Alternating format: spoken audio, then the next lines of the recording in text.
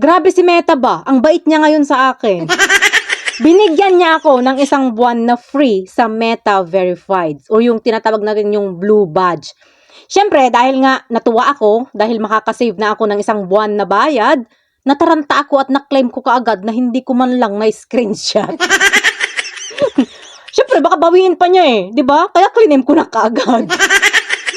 Tapos, pagka-claim ko guys, eto yung lumabas. Congratulations daw dahil hindi na ako magbabayad sa May 2. Kasi every second of the month ako nagbabayad guys, May 2. Nakabayad na ako ng April 2 eh. Dapat ang sunod na bayad ko is May 2.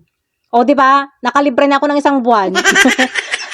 Dahil nga sa June pa yung susunod na bayad ko. So free na ako ng May. Nakalibre ako ng isang buwan. Yay!